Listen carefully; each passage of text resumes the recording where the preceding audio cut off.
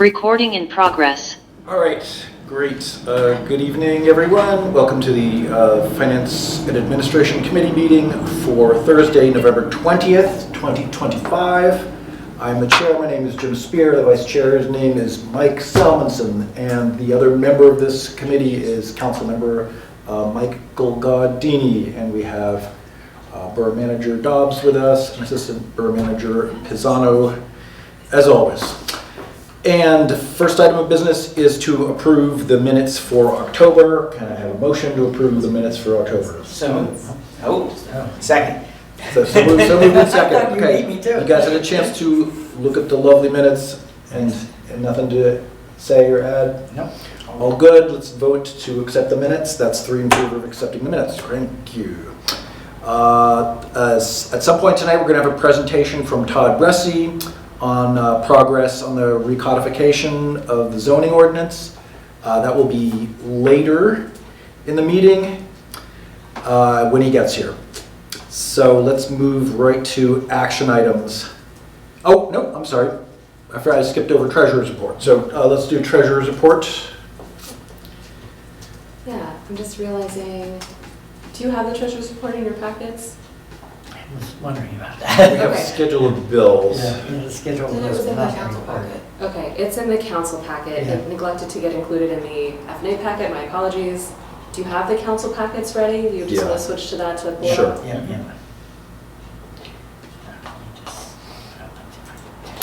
All right, I got it.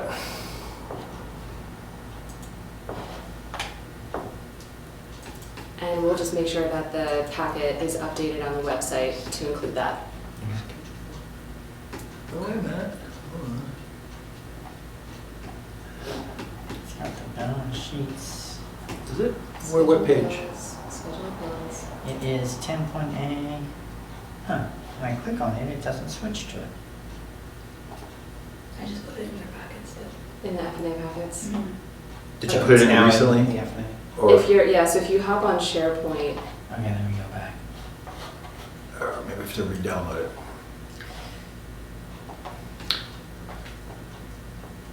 Okay.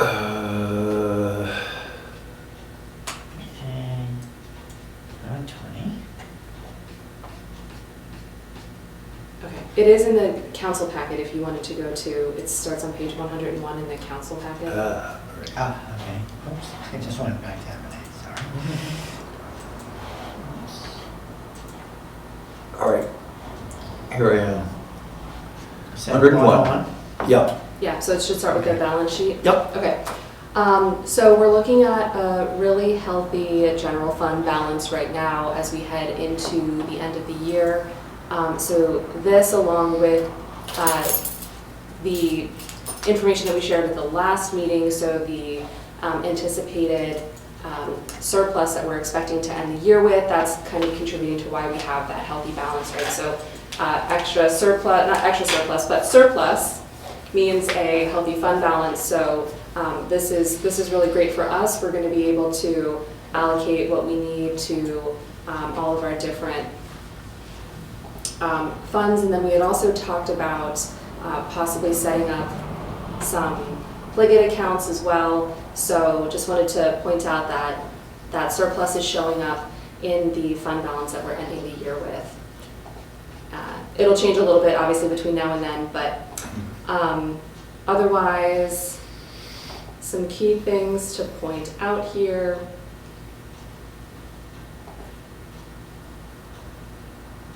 So obviously towards the end of the year, we've pretty much collected all of our taxes at this point, so we're looking pretty on point for that. We also discussed the EIT has done very well, so we're anticipated to exceed the budgeted expected revenues of 1.28 million. Otherwise, we're more or less on track with everything for the year. There's a couple things that have kind of jumped around as we've been just cleaning up the books and making sure things are ending the year correctly. So our miscellaneous revenue here, that's going to be collected or corrected. That one shows it's 800% of the of the budget. So that one has to do with some scrap metal that we sold. So that one's going to get fixed. So I just wanted to reassure you on that. And then there was some kind of adjustments that were being made to our allocations for our liability insurance. This is the property and liability insurance, so you'll probably see some kind of goofy numbers with that, kind of in excess of the kind of percentages we would anticipate. Those are also going to be corrected.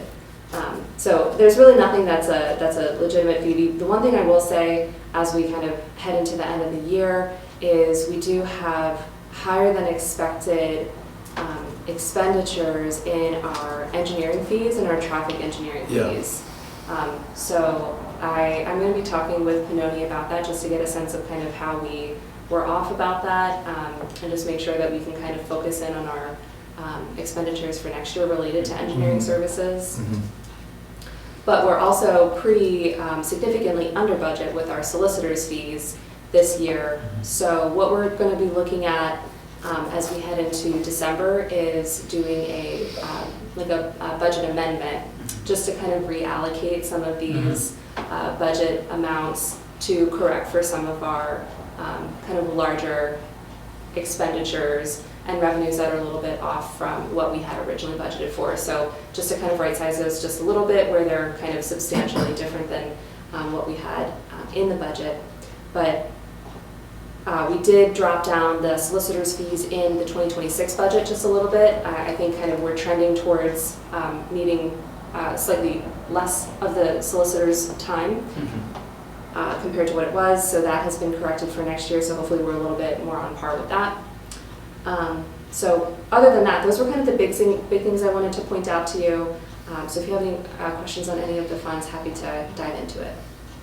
Makes sense. Let's see.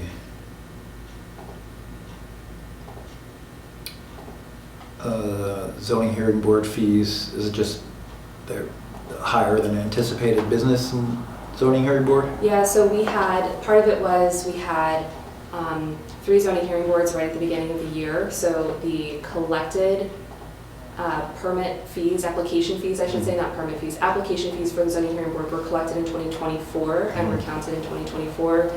But all of the hearings were held in 2025. The solicitor, so the former solicitor who has since retired, also billed a substantial amount, kind of more than I would anticipate billing for services related to those zoning applications. So that included the solicitor's fees and the stenographer's fees, the court reporter. We do have the option in the MPC to charge applicants above the actual application fee to cover expenses. So some of the expenditures related to zoning hearing boards are the municipality's sole obligation to pay. We cannot pass those fees along. So things like the court stenographer, the actual transcript itself is purchased by the borough, so we pay for that. But we can also bill the appearance fee to the applicant. So the fees that we set for these applications is intended to cover these costs. But in the absence of cost overruns, we can bill certain things from what we get invoiced to the applicant. So if that's something that we want to consider, we can discuss that in the future. We don't get very many zoning hearing boards. We do have a new solicitor. So I can certainly speak to him about some of the concerns that if we have concerns about the charges that the previous solicitor was charging for these, we can talk to him about that just to make sure he's aware of kind of our fees and the expectation for services. Yeah, I think these things are cyclical. Like I remember a couple of years ago, there was a lot more business on zoning hearing board, and then in the last 2 or 3 years, it's cratered, to almost zero for a while. Yeah. So I don't know what that's due to, but maybe it's because we have a clearer zoning code now that, I don't know, who knows? Not yet. Not yet, okay. There's always hope. Any other questions on treasurer's report? No, that makes sense. No. Okay. Very nice. Now we'll move on to the action items. Schedule of bills. move to recommend the schedule of bills for the general solid waste and capital funds totaling $1,949.63. I will second. Thank you. All right, any questions on the scheduled bills?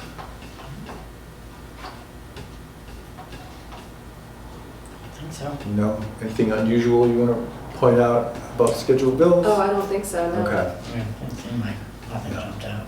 seems good. All right, all in favor of approving the scheduled bills?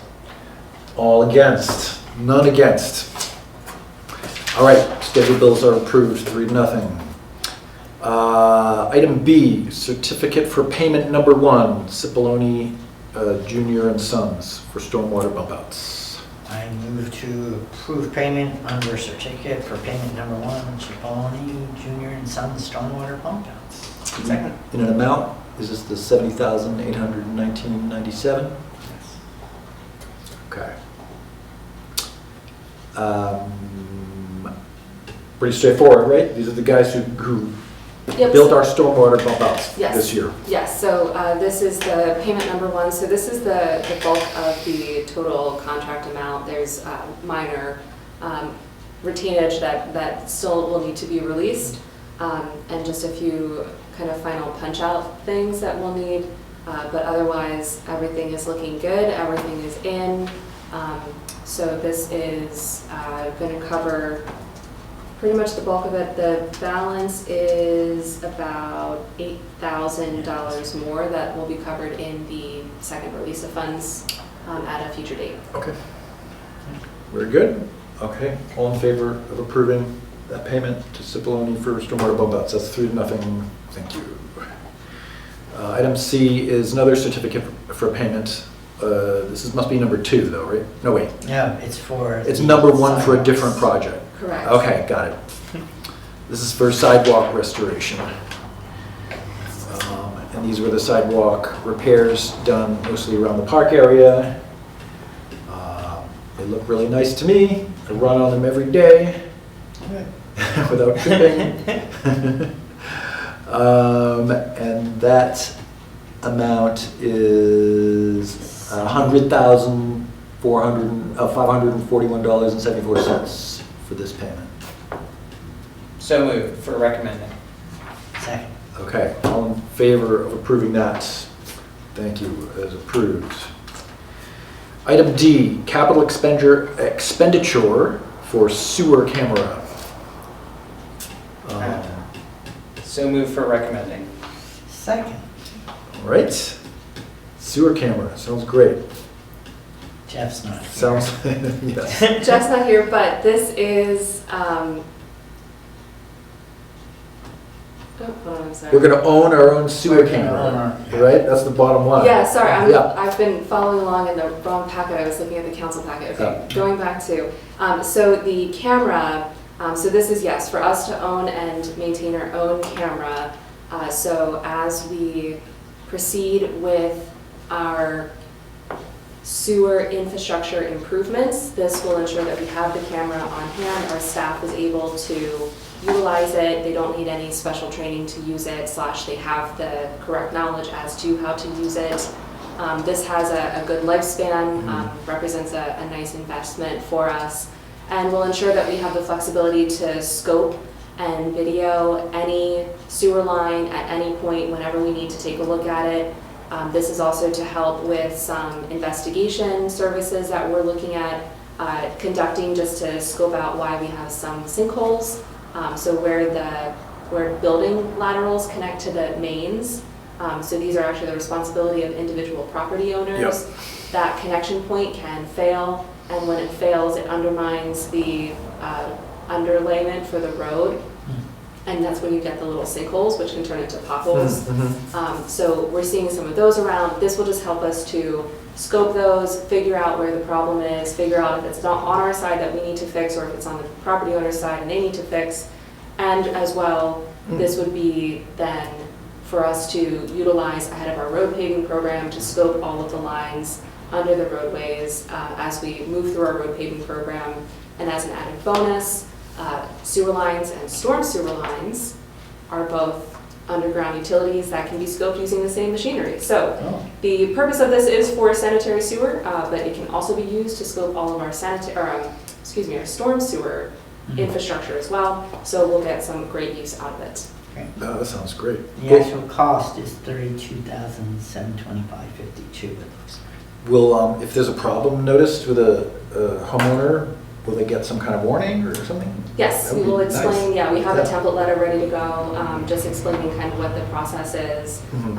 But our ordinance is pretty clear that Mhm. where the line is, there's a point at which it becomes the property owner's Yep. responsibility for maintaining and fixing. And then if it's beyond that point within the borough's right-of-way, then it becomes our responsibility, and that it doesn't actually follow the road right-of-way, but the sewer right-of-way lines are articulated in the ordinance. And actually, that's something that will come before you because we do need to clarify it slightly in the ordinance. So that's going to be a fix that we're going to propose. But that's going to be ahead of when we go out and do the investigation to make sure that we can address those roadway issues. That sounds like it could be valuable information for a homeowner too, to know when there's a problem. So it's going to be one of those, if a homeowner has a problem, we're not out for hire, like we won't hire ourselves out to do Yeah, investigations. Yeah, But only when we notice that there's a Right. problem in the roadway, Right. when we go out and do the investigation, and then we'll tell them Yeah. if it's a problem on their end, Mhm. that they would need to then fix it. All right, very nice. Okay, all in favor of that? That's 3-0 in favor of purchasing a sewer camera. That's great. Love it. Item E, capital expenditure for installation of HVAC systems for this building.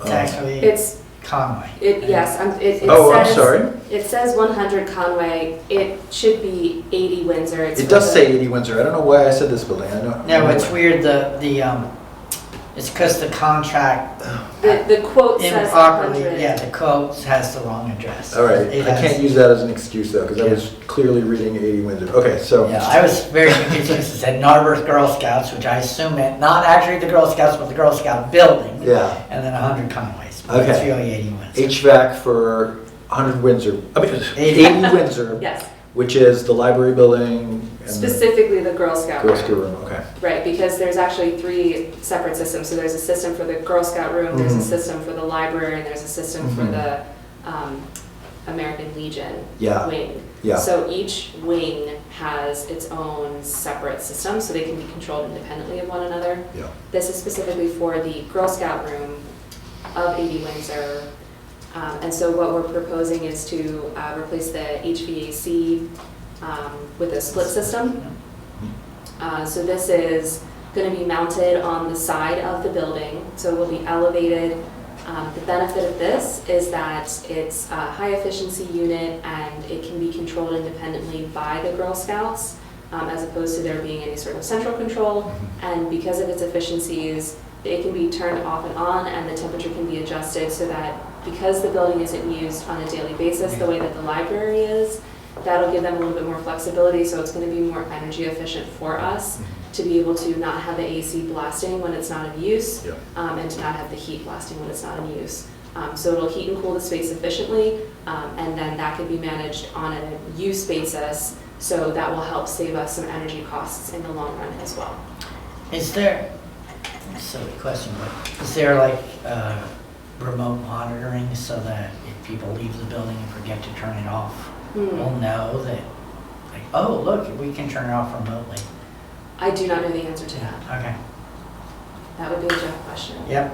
I mean, I would think these, everything's, you can do everything to your phone these days in Yeah, I'm not theory, sure. right? I'm not sure if this particular system is app It would just be enabled. interesting to know if we could do that. Just, I can imagine people forget to, turn things off when they leave. So Sure. we could be wasting stuff, but, okay. And then there were actually 2 different prices.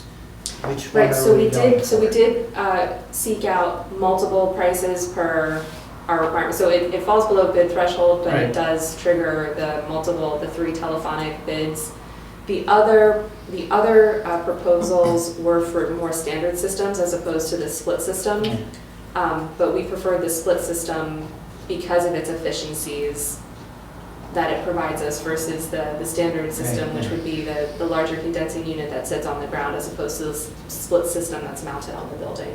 I think my question was a little different, which was this bid actually has an option one, which is a different, slightly lower price than, and I don't know which one. Does it doesn't have the price on the agenda, right? The central one. So this, if you look on page, let's see, what page is this? 54 of 82? The 12,200? Yeah, 'cause Yeah. it's 1,000 bid. Versus the 14,775. Yes, I guess the recommendation is to go with the option one, which would be the 2-ton air sear ductless heat Okay. pump systems. Okay.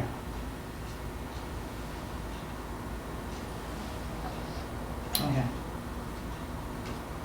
Okay. Yep.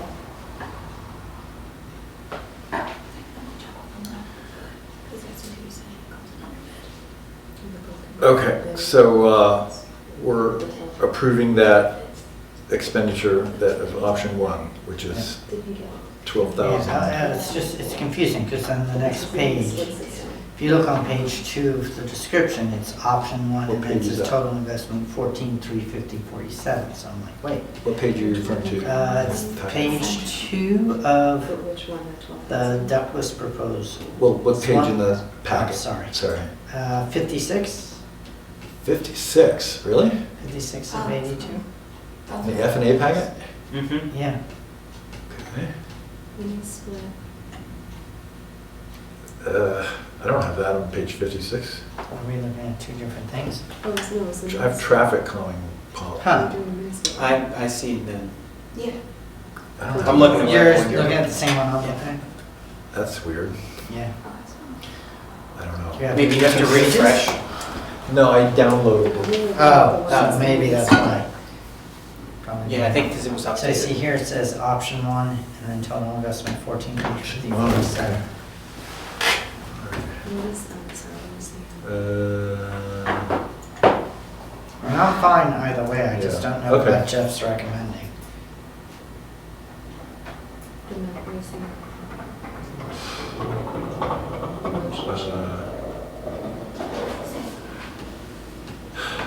Let's see. Isn't that weird? Oh, that's fine. Oh, Which one? So option 1 is 12,200. Well, that's what it says in the, at the earlier part, Yeah. right? But then later on it says option 1. Yeah, so, okay, we just got confirmation. So the one Jeff is recommending is the Centrum Mechanical option 1, which would be the $12,200 Okay, contract price okay, for the mini split system. Okay. Or not mini split, the right, the split system. Mhm. okay. Okay. Ready to vote on Yep. this? Yep. Okay, let's vote in favor of that. The capital expenditure for HVAC system for 80 Windsor Ave, in the amount of 12,000 so-and-so. What is it? $12,200. Yes. Okay, that passes, thank you. Item F, capital expenditure for Public Works dump truck upfit. So moved, recommended. Second. Second, Sorry. good. Glad we were second. Okay. Okay, upfit, this is something that's happening in the future, right? You Yes, so explained it this to is, yeah, me. let me explain this one, it's a little bit goofy. So, we are moving tonight to approve an expenditure for an upfit for a vehicle that we do not yet own. Yes. And the reason why we're doing that is because the lead time for this upfit is something like 58 weeks. And so we need to get on the schedule of the upfitters now because the plan is to purchase the actual chassis next year. I did speak with Jeff. There is no substantial lead time on the actual acquisition of the vehicle itself next year. So we'll be doing that sometime in late summer, is going to be actually purchasing the vehicle. Then we will get possession and title of that vehicle, and then we will send it to the upfitters. which we have scheduled because we're going to approve this. So we'll get on their schedule, and so that will be scheduled for sometime then in January. So this will complete its upfit and then be in full function in our possession in the Public Works yard, hopefully by the end of January, February, depending on how long the upfit takes. So this is to authorize the upfit. We do not, important to note, we do not have any payments until the upfit is complete. So there is no expenditure of any funds until 2027, but we just have to get the authorization to approve the upfit now so that we can get on that schedule. So the plan of financing will be, we purchase the vehicle next year, which we have in our capital plan, if you recall. So it's that $77,000 that we've already budgeted for in our capital plan. And then this will be the $73,364 capital budget for 2027, which will cover the outfit. So we'll pay, so in total it's $150,000 or so for the complete vehicle and upfit. We'll just split that over 2 years. Vehicle next year, upfit 2027. But this makes sure that we time it so that we get it as quickly as possible as we can in the new year of 2027. That's thinking ahead. That's great. Yeah. This is why the capital plan is awesome. Lay it all out. That's great. Clear? Yep. All good? Let's Yep. vote to authorize that capital expenditure, the dump truck upfit. Thank you very much. Okay, item G, resolution 2025-21 to establish a homestead and farmstead exclusion in the amount of $20,500 for eligible properties for fiscal year 2026. So moved. Second. And so, yeah, explain this to us. So we are not changing the homestead amount, but this is something that we just have to reaffirm every single Yeah. year. So this is just us saying that we're not changing it. So the homestead is still $20,500 for eligible properties for fiscal year 2026. Is there, and there's a standard amount that each property can apply for, right? The $20,500. Oh, It's flat. Oh, I see. Yeah. all right, okay. All right. It just shows up on my tax bill. Like, they must know which properties are eligible. Yes, right. So that all gets reported through to the county. So then when the taxpayer runs all the rolls, it shows up as everyone who's applied and is an eligible property will have this deducted, and it should show up on your property bill. And that's 20,500 of assessed value? Yeah, so it's basically a $200 Okay. discounted. Yeah, order. it's not, you're right, you don't get it. I've always thought of it as. Yeah, we're paying you. That would be great. Right, so the exemption is, Yeah. right, so the exemption is, you know, whatever the assessed value Yeah, of your exempt- home is. right. Yeah. This then comes off the top of that, Before so you apply then the millage. your millage is applied to the discounted rate. Okay. Yeah. So it's I would love it the other so way, it's like Jim, getting, if you no, want to no, make no, the tax that's why bill we're gonna do this something right. So it's change. like getting $200 off your tax bill, Yeah. okay. Ish, 200-ish. Yeah. Yeah, Okay. based on the assessed 8% value of your house. Yeah, okay. All right, all in favor of approving that for next year? That is great. Okay, item H, which is traffic calming and safety policy. I think we're going to skip that for this meeting. We talked about this earlier. We don't need to review that. It's been reviewed by, it's been developed and reviewed in public health and safety, and we're going to see it later tonight in the business meeting. So I don't think we need to, we're going to table that. Do we need to vote to table that? No, we don't. Okay. All right, item I, appointment of Griffin Layden as parking controller. So move for a recommendation. Second. Griffin Layden is parking controller. Anybody met him yet? I haven't known him. No. He actually already started, right? He did already start, yes, he started on So I Monday. understand. So we're retroactive. Yes, so he is actually a resident of the borough and a young guy, and is very excited to be here. So, yep, started on Monday, and Chief String has been out showing him the ropes, and so you'll be seeing him around town. So say hi. You can't miss him. He's tall. He'll be wearing the parking enforcement officer garb. So say hi, introduce yourself to him, and he's should be a great asset to the team. Great, very nice. Let's approve that, yeah. All in favor of approving, yes, appointment of parking controller. Last item of business is Park and Rec Committee resignation, Rebecca Moore stepping down. I believe it's, we need a motion for this? I think we accept just the need to accept the Just need resignation. to accept the resignation. Okay, all right.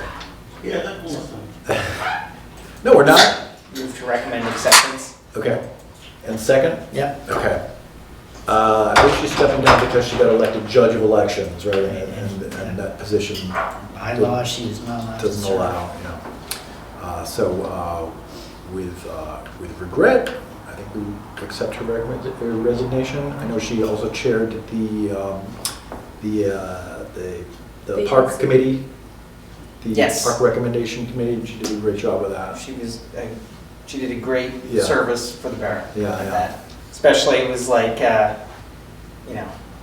were lots of feelings about different Yeah. aspects of that plan, and she did an excellent job chairing Uh-huh. those meetings. I agree. Okay, Sure. we vote to accept her resignation. All in favor of accepting her resignation? Okay. That's it for the action items. And let's move on to the boards and commissions review. So I passed out this printout. This is just my running chart. It's a Google Sheet that you guys both have access to. And it's just kind of a status chart of where we are with this boards and commissions review. We've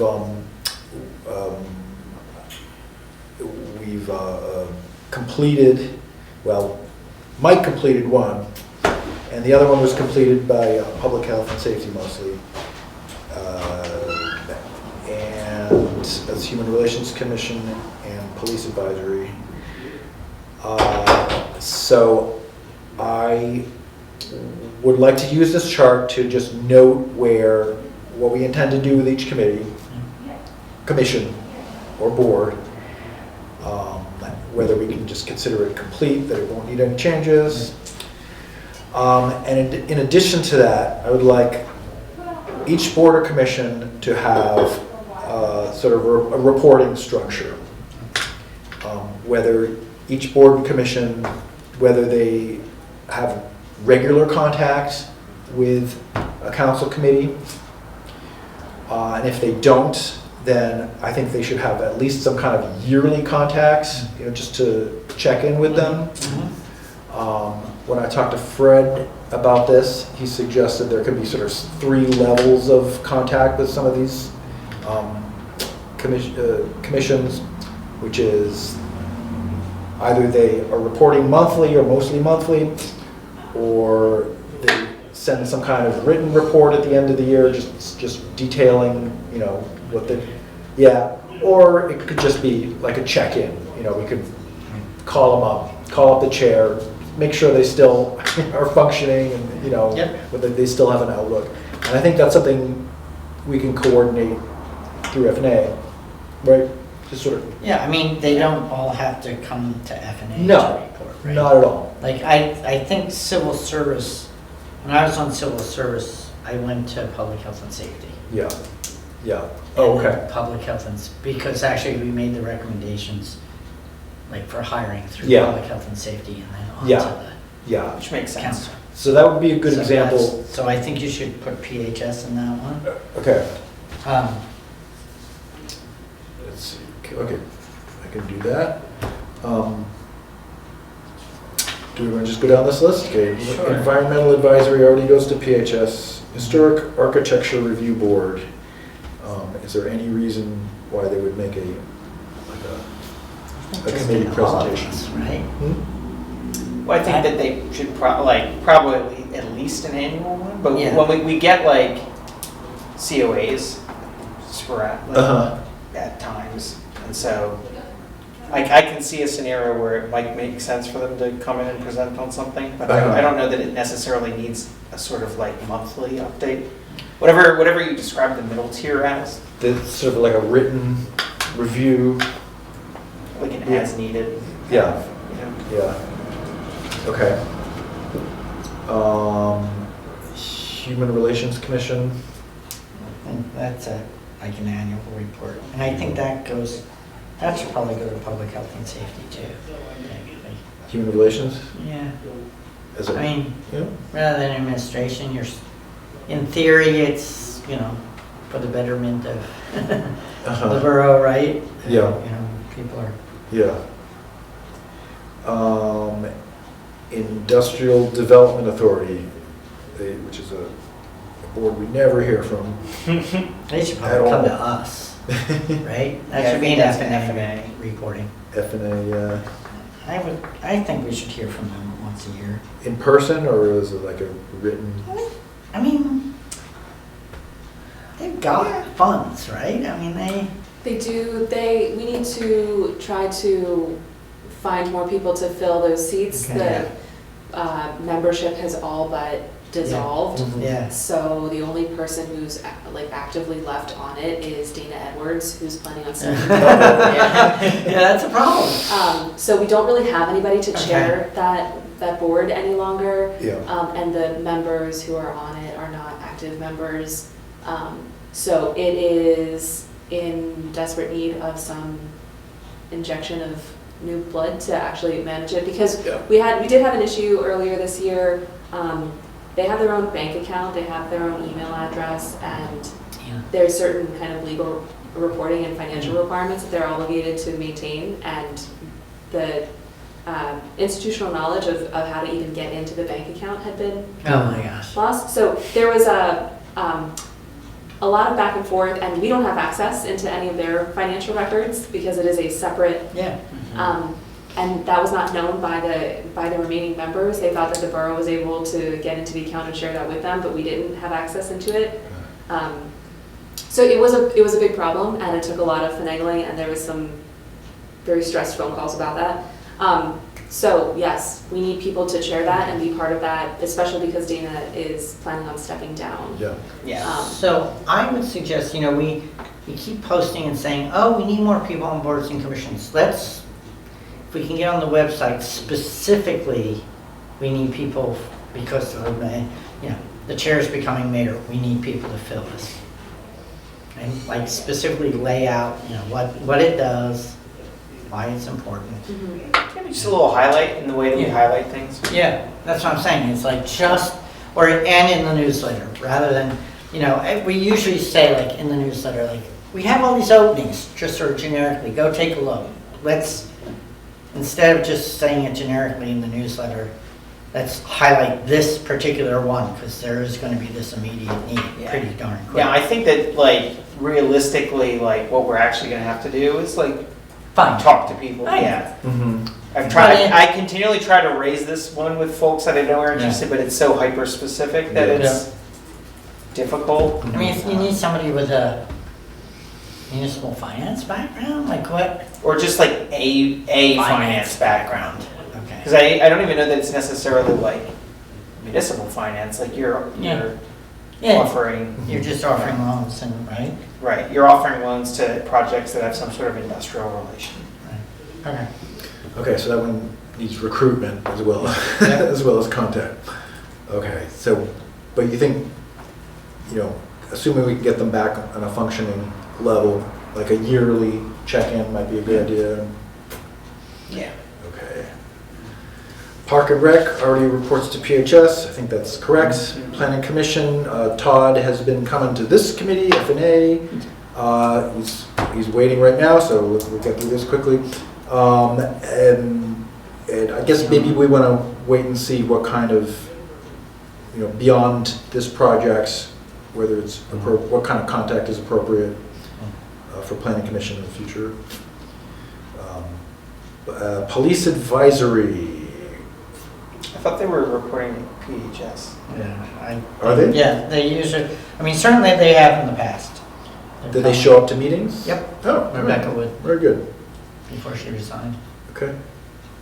Police Pension Fund Trustees. That seems like FNA. Yeah. FNA, and how often do we want to hear from them? Probably just once a year. Once a year. All right, see a pattern.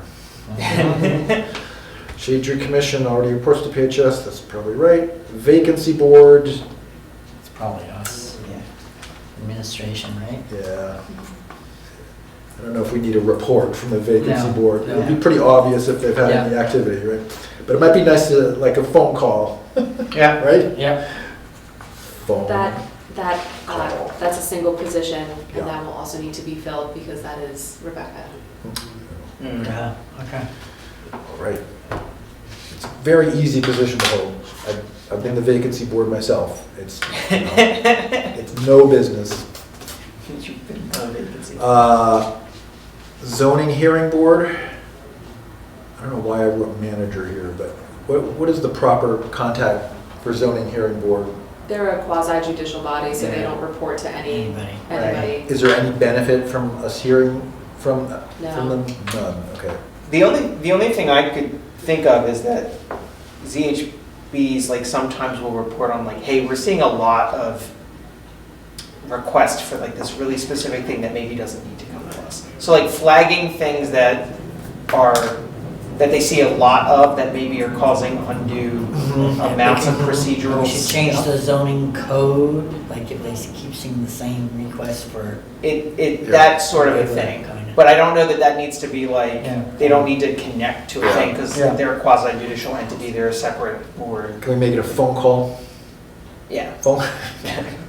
Just like a check. Hey, Call. you seen anything? Hey, how you doing? You know, this is a good time to say, look, we're potentially changing the zoning code substantively after we finish the other thing. Yeah. Is there something that you keep seeing that it seems to be a trip Yeah, wire that everybody needs a waiver? yeah. Last one, I just put library board on here because I know we need to resolve the status of the 2 council appointments on there. Library board is an 11-member board, I believe, and 2 of them were appointed by council. Huh. But we've sort of lost touch with that over time. I think nobody even remembers. Do we know if the I people don't on the know. board are I don't council know. appointments? Who knows? Okay, so we need to talk to the I s- library. Still need to follow up with Brad on that one. Okay, Okay. all right. Okay. Not the highest. All right, that's enough for today. Now, Enough. Todd. Todd's here. Should we just Yep. close this matter for Yep. now? All right, let's move on to, Todd Bressi is here for a zoning ordinance recodification update. Welcome, Todd, from the Planning Commission. Hello, everyone. Hi. Hello. I'm sure this is the highlight of your week. This little item. Though, if I may comment on the previous matter, Maggie might know more than I, but I think the Planning Commission is required by state law to issue a report once a year, which we sometimes do and sometimes don't. Maggie can probably clarify that, but I think that's a statutory reporting mechanism. Yeah, we can double check if it's repeated I think it's in our ordinance as well. That planning commission is required to provide a written report to council on annual activities. I have to double check to see if that's a statutory requirement or just recommendation in the MPC. But yes, regardless, the planning commission should be providing an annual update. I believe it's due by March of the new year to summarize the activities of the prior year of the planning commission. Right. Okay. Well, I just wanted to flag that for your notes for this topic. So the report on the zoning recodification is we hit a milestone late last month. Adam Shantz and I completed a working draft that we transmitted to the borough staff and to the planning commission. It is a working draft in that it represents all the organizational and structural ideas that we would like to recommend in a recodified zoning ordinance. There are a lot of small, very technical things we still need to double check or correct, making sure cross references are correct and so forth. But it is a solid enough draft that we gave it to the planning commission to review, and I believe the borough manager and the zoning officer will be reviewing it potentially by looking at applications and seeing if they can use the code to evaluate applications. We have a meeting scheduled. It was just scheduled, was it today or yesterday? Anyway, it was scheduled for December 4th, at which we'll meet with, all of us who are working on this will meet to discuss what the reviewers have learned. I think Councilmember Gaudini is also applying his eagle eye as well. He's already found a few things that none of us had found that are errors in the way the code Michael was. does that, you know. So all hands on deck, that's what I say.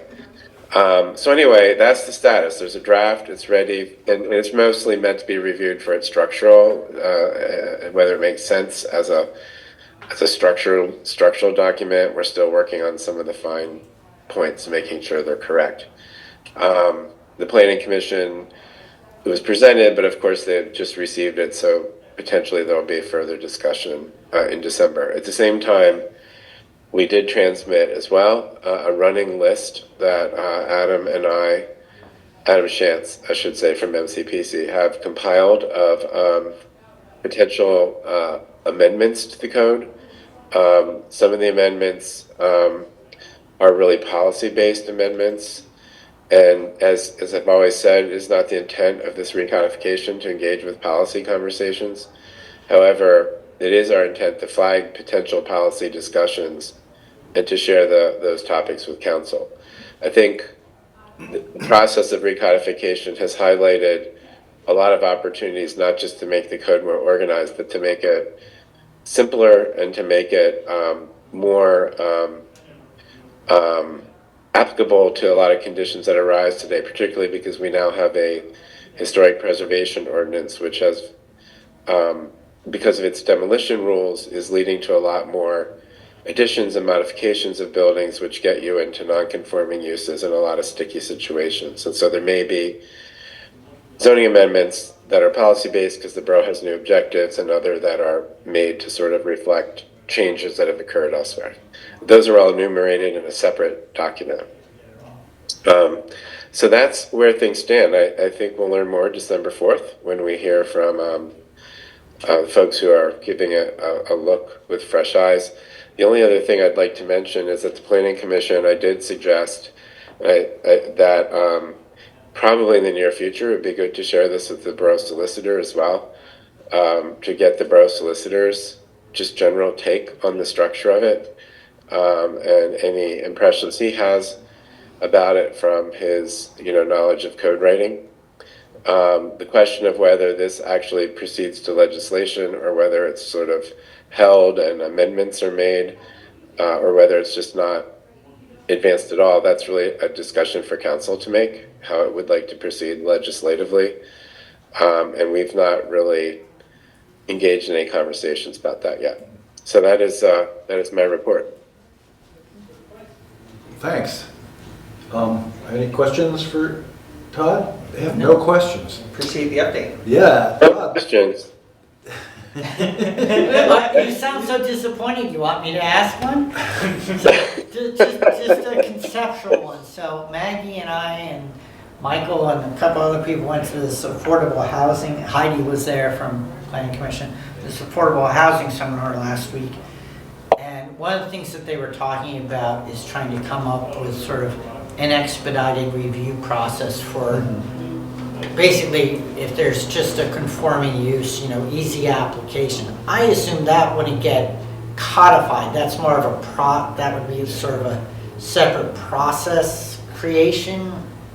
Like we want to. Well, there are statutory implications, and I'll give Well, you that's one what example. I'm trying to. I'll give you assume one that there are. example that's Yeah. that I know is, and it's actually in the Saldo, not in the zoning code, but the Saldo defines. So there's a difference between the things that you just pull a building permit for, Right. which is like that's kind of your most expedited version of a process, Right. versus you have to go through a much more expensive and time-consuming land development process. And the Saldo defines very broadly, I think a lot more broadly than other municipalities do, what is incorporated in the land development. So if you are, I think it's like 2 units or more in a space, even if it's just like, even if everything exterior is remaining the same, you suddenly ding into a much more expansive sort of process. So it's both procedural and also, but there also are So you'd have to statutory amend the implications. saldo. Correct. Okay. But That's that's just one preempted example. by the municipality's planning code. code, so the definition of what constitutes a land development Yeah. is articulated in state enabling legislation. So we cannot actually Okay. change the definition, so the 2 or more units is defined by the MPC. So Okay. we can't actually change that. Right. My takeaway of the kind of expedited process was you can review the building permits within 24 hours. Right. So right now, there's the statutory limitation in the UCC that you have to review and issue an approval or denial within 15 business days Right. of receipt of a completed application. That is the process that can be expedited, Right. and that is a matter of just internal policy working with our That, code so it's officials. just a policy. If it fits this criteria, we will do it in 2 days. Right, and part of that could be a matter of, you know, one of the things that takes a long time in doing zoning and building permit review is checking what the zoning ordinance is, what the district is, what the setbacks are. Does this comply? Does this trigger other things? Does this trigger a grading permit? Does this trigger stormwater management? There's a lot of things that you're considering when you're looking at the actual application. So part of it is, you know, help us help you. So if we can kind of draft an application that has the information kind of more clearly articulated that the applicant fills out, that can then facilitate the municipal review of the application. Great. It's hard to ask applicants just to say like, hey, give us better information, because they're gonna say, well, I We don't know don't what you're know. looking for. Yeah, yep. So that's a matter of if we can internalize that process and figure out where the holdups are in our review process with our building code official, put that information on the application they provided, that means that that's just that much less information that we have to go hunting for. All right. And if they don't provide it, then they don't get the expedited review, they get the standard review, because then we have to keep looking for it. All right. So that's where I see kind of the value in it. But in terms of the saldo, there's certainly kind of things that we can look at in the saldo that would address maybe things are a little bit too onerous or they are unclear, which can lead to delays. As you know, when an application comes in, we have 90 days to act on it under the MPC. So there's also kind of various things and points along the way and decisions along the way. So if there's, you know, multiple revisions that have to happen, that delays the project, that increased cost.